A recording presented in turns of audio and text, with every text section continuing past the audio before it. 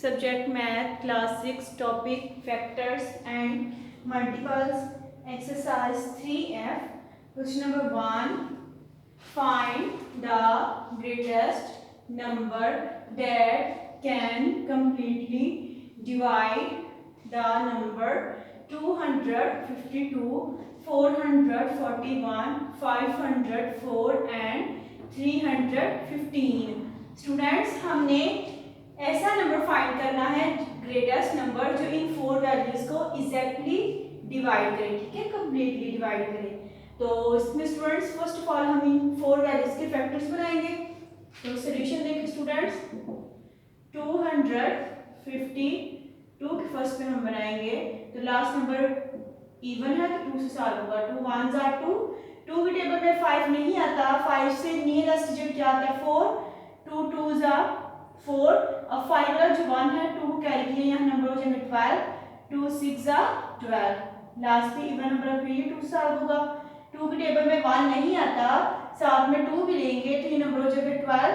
2 की टेबल में 12 आता है 6 जा, 2 6 जा 12। 2 की टेबल में 6 आता है 3 जा, 2 3 जा 6।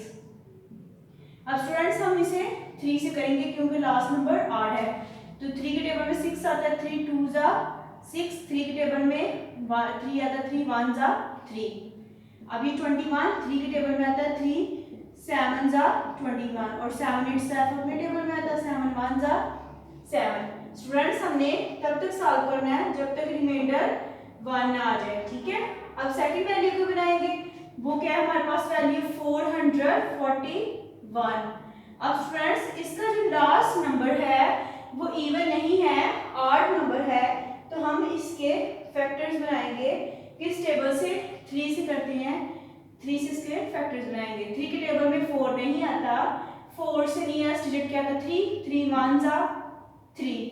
अब ये 4 वाला नंबर है 4 को कैरी करेगा, यहाँ नंबर हो जाएगा 14। अब 3 की टेबल में 14 नहीं आता, 14 से नियरेस्ट डिजिट क्या था 12, 3 4 जा 12। तो 14 में से 12 माइनस करेंगे तो 2 नंबर होंगे जो वहां को कैरी जाएंगे, यहाँ नंबर हो जाएगा 21।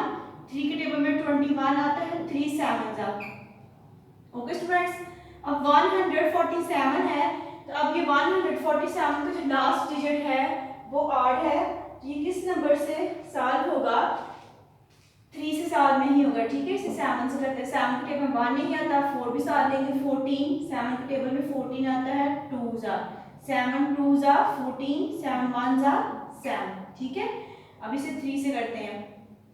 3 की टेबल में 21 आता है, 3 7 जा 21 और 7 1 जा 7।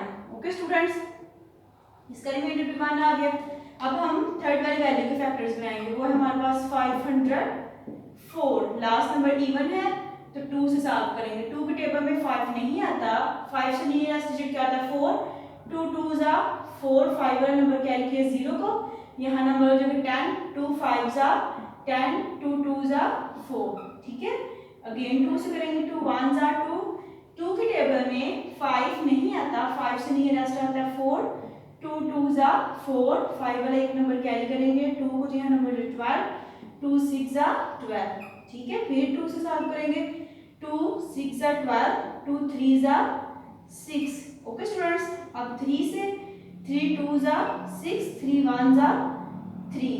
अगेन 3 से 3 7 जा 21 और 7 1 जा 7, ठीक है। इसका रिमाइंडर भी 1 आ गया। अब हमने फोर्थ वाली वैल्यू को बनाना है, वो है हमारे पास 315। ओके स्टूडेंट्स, इसे 3 से सॉल्व करेंगे। 3 1 जा 3, 3 के टेबल 1 तक रीड करें 3 आता है। अब स्टूडेंट्स जो 1 है वो 3 के टेबल में नहीं आता, ये छोटा डिजिट है, इसे ग्रेटर करने के लिए हम जब 5 के साथ हम इसे करेंगे इसलिए हमें यहाँ पे 0 लगाना है, ठीक है, क्योंकि ये 1 छोटा डिजिट है। तो 3 की टेबल में 15 आता है, 3 5 जा 15, ठीक है। अगेन 3 से करेंगे। 3 की टेबल में 10 नहीं आता, 10 से नियरेस्ट डिजिट क्या था 9, 3 3 जा 9। अब 10 वाला जो 1 है वो 5 को कैरी करेंगे तो यहाँ नंबर हो जाएगा 15, 3 5 जा 15। अब 35 5 की टेबल में आता है, कहाँ तक रीड करने से 5 7 जा 35 और 7 1 जा 7, ठीक है। ये हमने स्टूडेंट्स 4 वैल्यूज के फैक्टर्स बनाए हैं और तब तक सॉल्व किया जब तक उनकी रिमाइंडर 1 नहीं आए, ठीक है। अब हमने स्टूडेंट्स इनके लिखने हैं प्राइम फैक्टर्स, ठीक है। प्राइम फैक्टर्स ऑफ, फर्स्ट पे लिखेंगे 252 के, ठीक है। तो वो क्या है 252 के 2 multiply 2 multiply 3 multiply 3 multiply 7, 2 multiply 2 multiply 3 multiply 3 multiply 7। ये स्टूडेंट्स अभी हमने किसके लिखे हैं प्राइम फैक्टर्स, फर्स्ट वाली वैल्यू जो कि हमारे पास है 252। ओके स्टूडेंट्स, अब हमने सेकंड वैल्यू के लिखने हैं। सेकंड वैल्यू के हमारे पास फैक्टर्स क्या होंगे, prime factors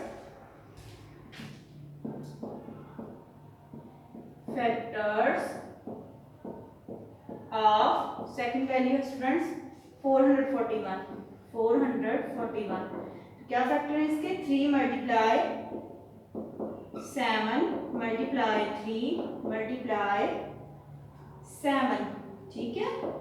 3 multiply 7 multiply 3 multiply 7। अब थर्ड वाली वैल्यू को लिखेंगे प्राइम फैक्टर्स ऑफ, थर्ड वाली वैल्यू स्टूडेंट्स 504, इसके लिखेंगे क्या होंगे हमारे पास 2 multiply 2 multiply 2 multiply 2 time 3 multiply 7, ठीक है।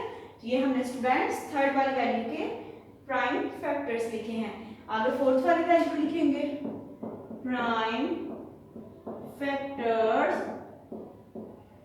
ऑफ, फोर्थ वाली वैल्यू स्टूडेंट्स 315, इसकी क्या लिखेंगे 3 मल्टीप्लाई 3 मल्टीप्लाई 5 मल्टीप्लाई 7। स्टूडेंट्स ये हमने जो टेबल यूज किए हैं उन्हें लिख रहे हैं, ठीक है। Multiply 5 multiply 7। ओके स्टूडेंट्स, अब हमने देखना है कि 4 वैल्यूज में जो कॉमन नंबर्स हैं वो कौन से हैं। तो ये देखिए स्टूडेंट्स फर्स्ट ऑफ ऑल 7 है, ये मैं सर्कल में करने लगी, ठीक है। उसके बाद 3 है,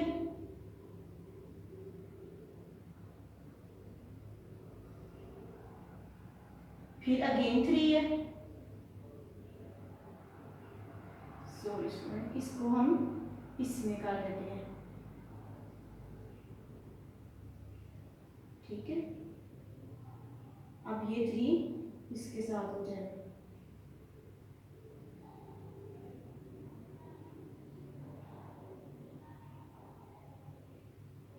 ओके। जो 4 वैल्यूज हैं 4 वैल्यूज में 3 कॉमन है, ठीक है। फिर अगेन 3 कॉमन है, ओके। फिर अगेन 7 कॉमन है, ठीक है। तो हमारे पास जो कॉमन नंबर्स आए हैं कॉमन फैक्टर्स वो क्या है हमारे पास, कॉमन फैक्टर्स क्या है स्टूडेंट्स 3 मल्टीप्लाई 3 मल्टीप्लाई 7, इन्हें मल्टीप्लाई करेंगे 3 3 जा 9 मल्टीप्लाई 7।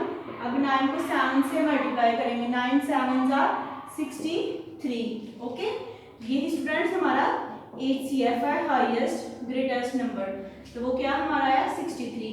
अब स्टूडेंट्स 63 ही वो ग्रेटेस्ट नंबर है जो इन हमें गिवन 4 वैल्यूज को कंप्लीटली डिवाइड करेगा, ठीक है। तो वो 63 नंबर है।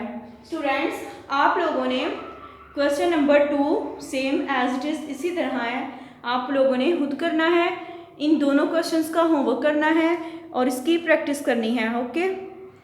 अल्लाह हाफिज़।